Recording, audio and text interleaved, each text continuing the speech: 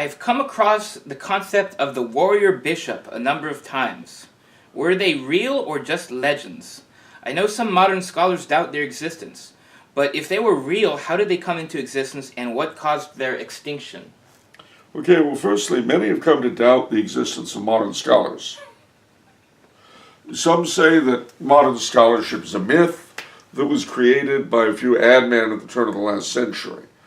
I don't hold that view myself. I think it's a radical view. I think that there are a few scholars today. Nevertheless, I understand the opposing viewpoint.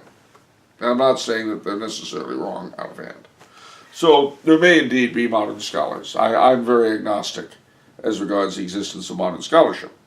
However, in terms of the warrior bishops, one of the things that has to be borne in mind about the church in general, in its history, is that it does tend to reflect the power structure of the world in which it lives.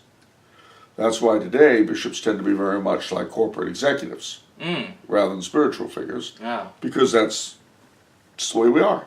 It's that way in the army, it's that way in everything. The corporate mentality, the little gray men in even grayer suits, not unlike, well, anyway. So very often medieval bishops, and by medieval in this case we're going back as far as the 700s, frankly, tended to be much like feudal lords, because that was the structure. Now, warrior bishops tended to be bishops who were feudal lords, and who were in a position where perhaps their diocese was being attacked or something of that sort. But there was an interesting thing. Bishops were utterly forbidden to draw swords, or knives, or use anything that would cut flesh. Some of them, I suppose, disregarded that. But others used clubs instead. Yeah. Like Turpin in Roland. Again, I wouldn't want to argue with the modern scholars who may or may not exist. But I think that the propensity of the evidence is in favor of the notion of warrior bishops. Was this a horrible thing? It depends on who they were fighting. I mean, it is very easy for us to judge, because, we are the most perfect set of Catholics who ever lived, as proved by our great works. By their works you shall know them. Some translations say by their fruits you shall know them, but we don't want to go into that too much.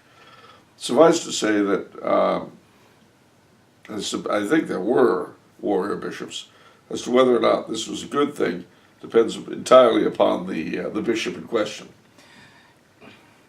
There are certainly warrior popes. Your answer reminds me of what you were talking about with the Cristero rebellion. You were talking about the difference between the clergy and knighthood, and you were referring to chivalry. And you seem to say that clergy are never going to have a warrior-like approach. Not usually. So when they do, these are exceptions. The exceptions. But when they do, then the question becomes: is how good are they at being clerics? And that's obviously the question behind all of this. I see. So, for instance, when Julius II, when someone was doing his picture, the Pope Julius II, they said, "You want me to put a crucifix in it?" They said, "No, put a sword. I've used it more often." Wow. So he was a warrior pope, and they had several of those. Wow. And again, as far as the existence of modern scholars, I'm not sure. Okay.